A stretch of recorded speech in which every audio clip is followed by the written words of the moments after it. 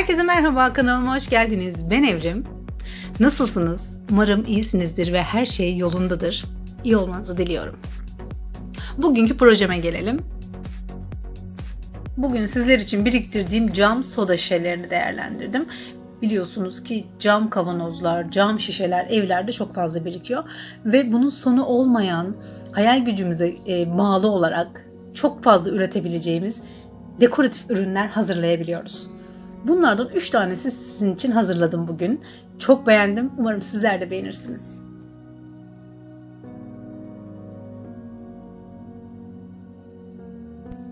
Kullandığım boya yine akrilik, su bazlı, kırtasiyelerde ve hobi marketlerde rahatça bulabileceğiniz bir boya. Yine kullandığım herhangi bir elimde bulunan sünger, bulaşık süngeri de kullanabilirsiniz. Ve silikon tabancası. Birinci ürünümüz bu şekilde.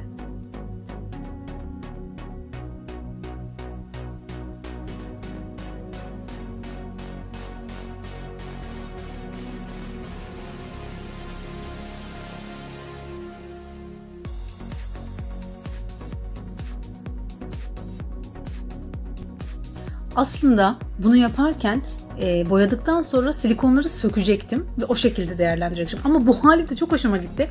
Size bu şekilde de kullanabileceğinizi göstermek istedim. Şimdi silikonlarını söküyorum ve çok başka bir görüntü elde ediyorum. Bu da çok güzel oldu.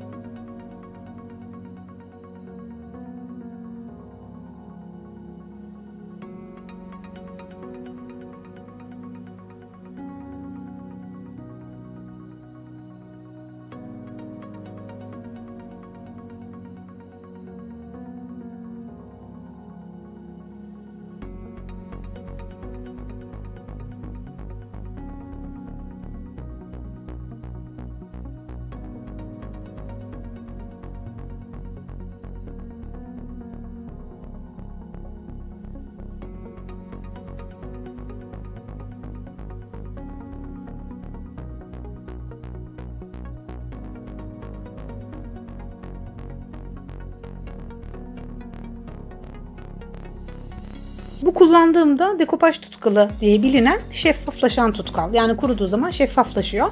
Bunu tercih ediyorum. Yine kırtasiyelerde ve hobi marketlerde rahatlıkla bulabilirsiniz.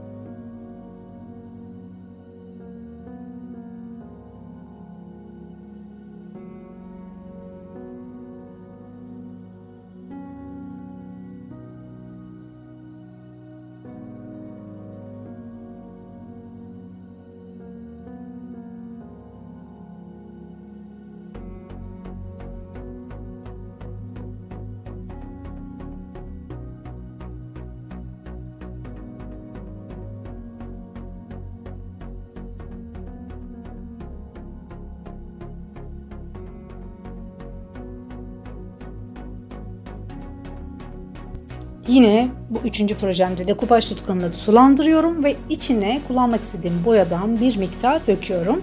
İyice karıştırıp uyguluyorum.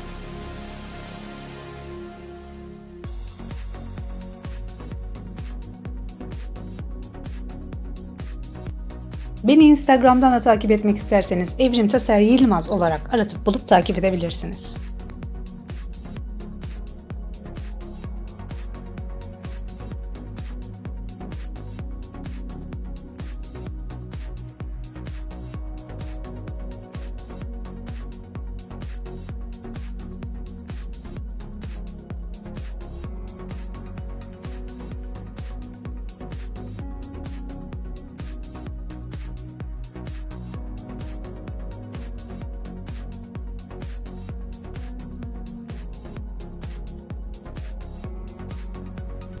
İzlediğiniz için çok teşekkür ederim. Umarım beğenmişsinizdir. Videomu beğendiyseniz beğen butonuna basmayı unutmayın lütfen. Kanalıma abone olursanız çok sevinirim.